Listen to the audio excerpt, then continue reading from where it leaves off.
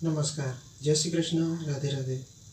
મિત્રો, આજના વિડીયોની અંદર આપણે ગરમી ઋતુની અંદર આપણા શરીરને કઈ રીતના સુરક્ષિત રાખી શકીએ એના વિશે વાત કરીશું.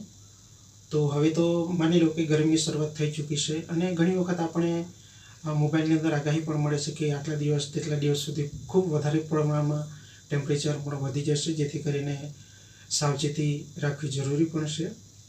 તો આપણે આજના વિડીયોની અંદર એક આયુર્વેદિક રીતે આપણા શરીરને કઈ રીતના ગરમીની ઋતુની અંદર આપણું શરીર ગરમી સામે ટકી શકે અને ગરમીને લગતી અનેક જાતની તકલીફો આપણા શરીરની અંદર આવી જાય તો એ બીમારીઓ આવતા કઈ રીતના અટકી શકે એના વિશે વાત કરીશું.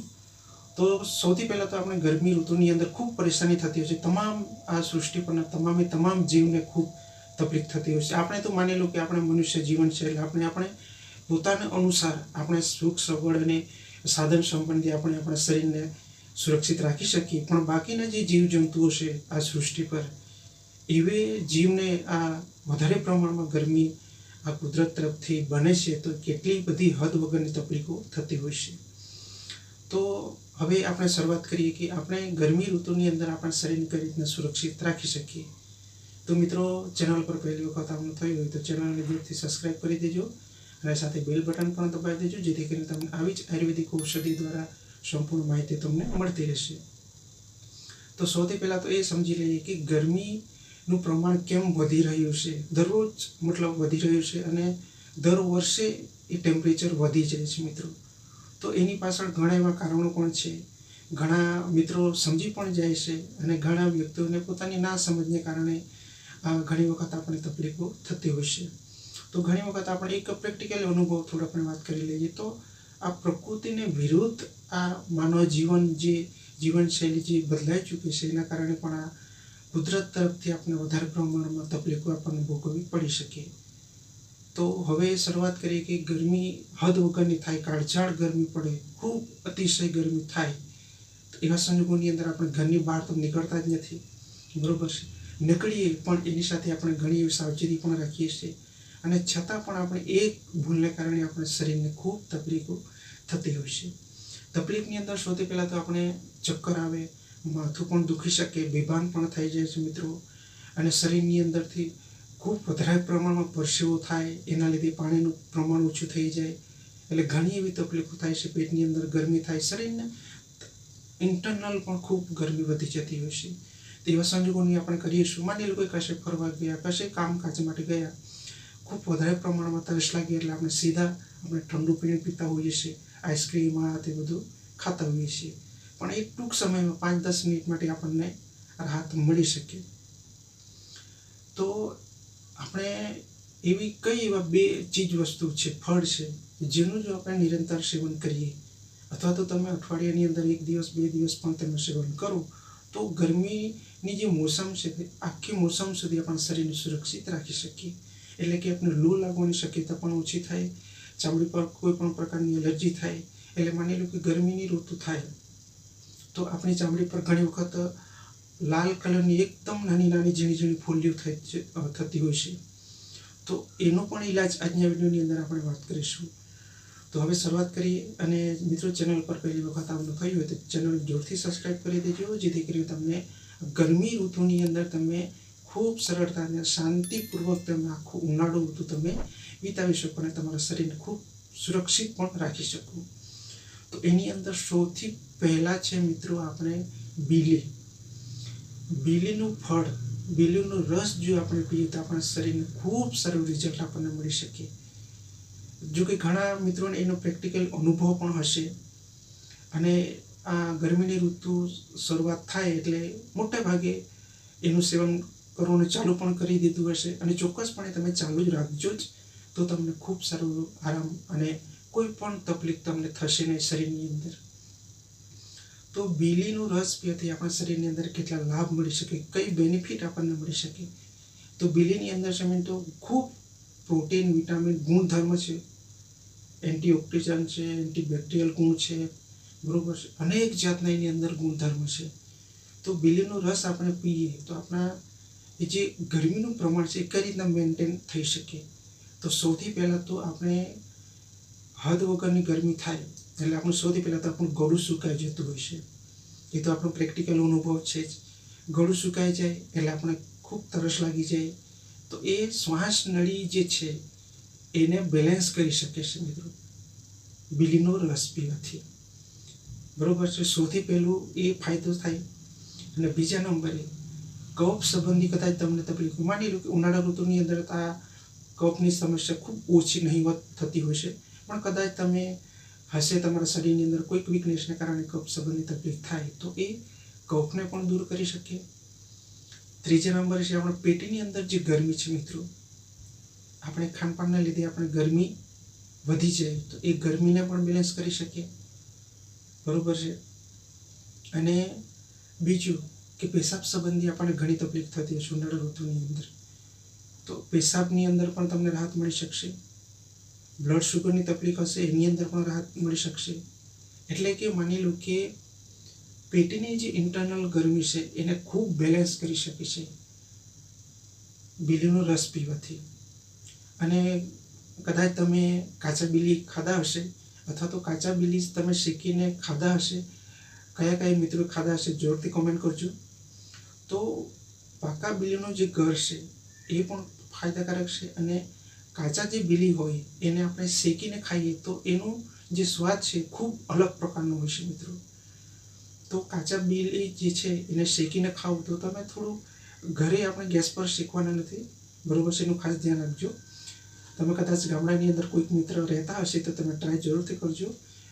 એને શેકીને ખાવાની જો તમારી ઈચ્છા થાય તો ચોક્કસપણે કરજો. તો એ શેકાઈ જાય એટલે માની લો કે 10થી 15 ફૂટ સુધી એ દૂર જઈ શકે, ફટાકડું ફૂટી શકે, ઉપર ઉછળી શકે 10થી 15 ફૂટ સુધી.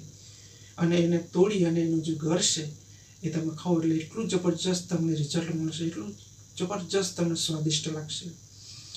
તો બીલી જે છે એના તમે બીજ પણ ખાઈ શકો. બીજ ખાઓ એટલે તમને એકદમ જબરજસ્ત સ્વાદ, મગફળી તો ભૂલી જાઓ, એના જેવો જબરજસ્ત ડબલ સ્વાદ તમને મળી શકે. એ સફેદ કલરના નાના નાના બીજ હોય છે, એ તમે ચાવીને પણ તમે ખાઈ શકો, અથવા તો તમે એનો ઘર પણ બનાવીને ખાઈ શકો. અને એનો રસ આપણે કઈ રીતના બનાવી શકીએ, બરોબર છે. તમે સાદું ને સિમ્પલ તમે રસ પણ બનાવી શકો, પણ એની અંદર તમે જો કોઈ બીજું કોઈ એડ કરવા માગતા હો તો બરોબર સમજી લેજો. એની અંદર તમે સાકર નાખી શકો થોડી ઘણી અંશે, અથવા ખાંડ પણ નાખી શકો. અને બીજા નંબર છે મિત્રો 1 થી 2 પાન, 2 થી 3 પાન તમે ફુદીનો હોય ને, આપણે ચાની અંદર જે ફુદીનાના પાન નાખીએ એ 4 થી 5 પાન પણ તમે ફુદીનો વાટી અને એની અંદર નાખી દો એટલે જે રસ છે એકદમ જબરજસ્ત બનીને તૈયાર થઈ જશે. એટલે તમે દરરોજ પણ પી શકો, અઠવાડિયાની અંદર 2 થી 3 ટાઈમ પણ તમે પી શકો. એટલે એ ધીરે ધીરે કરીને આપણા શરીરની અંદર જે ઇન્ટરનલ ગરમીના લીધે આપણા શરીરની અંદર જે તકલીફ થાય અથવા થઈ ચૂકી છે તો એ કમ્પ્લીટ એકદમ રિકવરી થઈ જાય, અને આપણા શરીરને જે ડિટોક્સ થાય છે એને પણ બેલેન્સ કરી શકે. અને તમે ઉનાળાની અંદર ખાસ કરીને આપણે ભોજન પચવામાં તકલીફ થતી હોય છે, એટલે ભોજન પણ સારી રીતે પચી જશે.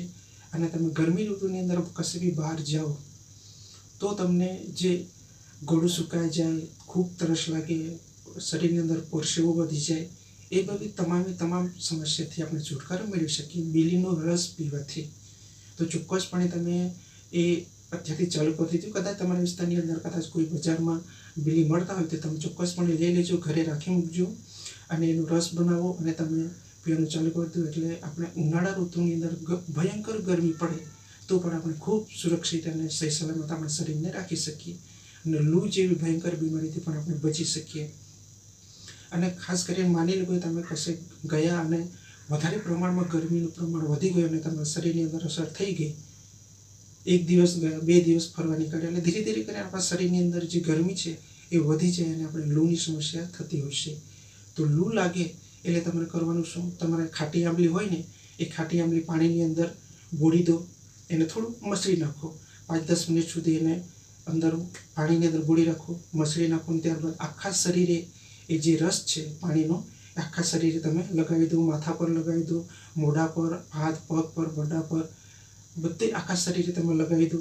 એટલે જે લૂની સમસ્યા કદાચ તમને થાય અથવા તમે લૂની સાથે ઝડપાઈ ગયા તો એની અંદર સૌથી બેસ્ટ ઇલાજ છે એ તમે ચોક્કસપણે કરી શકો, બરોબર છે. અને બીજા નંબરે છે મિત્રો આપણે ઉનાળા ઋતુની અંદર ચામડી પર એકદમ નાની નાની લાલ કલરની ફૂલ્લીઓ થતી હોય છે, તો એનો ઈલાજ આપણે કઈ રીતના કરી શકીએ?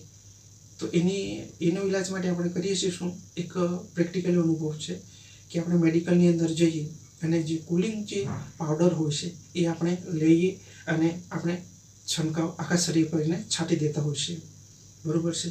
પણ એવું નથી કરવાનું મિત્રો. એક અસરકારક ઔષધિ વિશે વાત કરીશ, તો એ છે મિત્રો ગિલોય, બરાબર છે. કદાચ તમને આ સમસ્યા થાય તો તમે ચોક્કસપણે કરજો. ગિલોય હોય ને એની એકદમ નવી વેલ નીકળતી હોય છે ઉનાળા ઋતુની અંદર, એકદમ પતલી દોરા સમાન. એ તોડી લેવાની, બરાબર છે. તોડી લો અને એની ઉપરનું એક લેયર હોય છે, એકદમ પતલું લેયર હોય છે, એ તમે આ રીતને ખેંચો એટલે એ કમ્પ્લીટ અલગ થઈ જશે. એટલે કે આપણે જે કેબલ ઝૂલીએ ને વાયર, એ રીતના તમે આ રીતે ઝૂલો એટલે જે પતલું લેયર છે નીકળી જશે. અને જે બીજું છે એ તમે ગળાની અંદર બાંધી શકો, હાથની અંદર બાંધી શકો, પગની અંદર પણ તમે બાંધી શકો. એટલે તમે એ લેયર કાઢશો અને તમે આ રીતના અહીંયા હાથ આ ચામડી પર મૂકો ને, અહીંયા મૂકો એટલે તમને પ્રેક્ટિકલી એટલું અનુભવ ન થશે, પણ અહીંયા જો મૂકશો એટલે એટલું જબરજસ્ત તમે ઠંડકનો અનુભવ થશે કે બરફ પણ તમે ભૂલી જાઓ, એટલું જબરજસ્ત ઠંડકનો મહેસૂસ તમને કરાવી શકશે. તો એ પણ તમે પ્રેક્ટિકલી અનુભવ કરજો અને તમને જે લાલ ફૂલ્લી થાય છે એમાંથી તમે છુટકારો મેળવી શકો, બરાબર છે. દરરોજ તમે નવી વેલ લેવો, એને ખોલી નાખો અને તમે બાંધી દો એટલે તમને એ જે એલર્જીની જે સમસ્યા થાય એમાંથી પણ તમે છુટકારો મેળવી શકશો. અને બીજા નંબરનું છે જે એની અંદર તમે છાશ પીવાનું રાખો, બરાબર છે. કશે ઠંડા પીવાના બદલે કદાચ કોઈ ડેરી હોય તો તમે છાશ પીવાનું રાખો. ને છાશની અંદર કોઈ બીજું આપણે મરી મસાલા હાથે નાખવાનું નથી, બરાબર છે. હા, કદાચ તમે સીધો મીઠું થોડું ઘણું જે તમે નાખી શકો અથવા તો ન પણ નાખી શકો તો પણ કોઈ વાંધો નથી, બરાબર છે. એટલે છાશ પીવો. અને બીજા નંબર છે બિલીનો રસ પીવાનું ચાલુ કરી દો એટલે આપણે ઉનાળા ઋતુની અંદર ખૂબ સુરક્ષિત અને સહી સલામત આપણે આપણા શરીરને રાખી શકીએ. તો આજના વિડીયોની અંદર એ જ આપણે માહિતી મેળવવાની હતી કે ભયંકર ગરમી થાય તો આપણા શરીરને ખૂબ તકલીફ થતી હોય છે, બરાબર છે. આપણે બહાર પણ નીકળી નથી શકતા. ઘણી વખત આપણે દૂરનું જોવાની પણ તકલીફ થતી હોય છે, આંખોની અંદર બળતરા થતા, શરીરની અંદર બળતરા થાય, અનેક જાતની તકલીફો થાય. તો એ તકલીફોથી આપણે બચવું હોય તો સૌથી અસરકારક એક આ ફળ છે બિલીનો રસ, બરાબર છે. તમે અઠવાડિયાની અંદર 1 ગ્લાસ, 2 ગ્લાસ, 3 ગ્લાસ પણ તમે પી શકો. દરરોજ તમે સવારે અથવા સાંજે 1 કપ પણ તમે બનાવીને પી શકો. તો આજના વિડીયોની અંદર એ જ માહિતી તમને આપવાની હતી કે ગરમીની શરૂઆત થઈ ચૂકી છે મિત્રો, એટલે ખાસ તમારા શરીરનું ધ્યાન રાખજો, પ્રોટેક્શન રાખજો, જેથી કરીને આપણે તકલીફ ના વધી શકે. અને ધીરે ધીરે કરીને આપણા શરીરની અંદર ગરમીનું પ્રમાણ વધી જાય એટલે આપણે ખૂબ તકલીફો થતી હોય છે. ભોજન પચતું નથી એટલે અનેક જાતની તકલીફો થાય, શરીરની અંદર ગરમી વધી જાય એટલે આપણે અનેક જાતની તકલીફો થવા લાગતી હોય છે. તો બને ત્યાં સુધી આપણે શરૂઆતથી જીતી જઈએ ગરમીની ઋતુની અંદર અને આપણે જે કંઈ કામ કરીએ સહી સલામત અને સુરક્ષિત કરી શકીએ. તો આ માહિતી તમને કેવી લાગી જોરથી જણાવજો અને ચોક્કસપણે તમે આ પ્રયોગ કરજો. એક અસરકારક પ્રેક્ટિકલી અનુભવ છે, એના વિશે આજના વિડીયોની અંદર આપણે વાત કરવાની હતી. તો મળીએ કોઈ નવા ટોપિક સાથે. ત્યાં સુધી મારા તમામ દર્શક મિત્રોને જય શ્રી કૃષ્ણ, રાધે રાધે.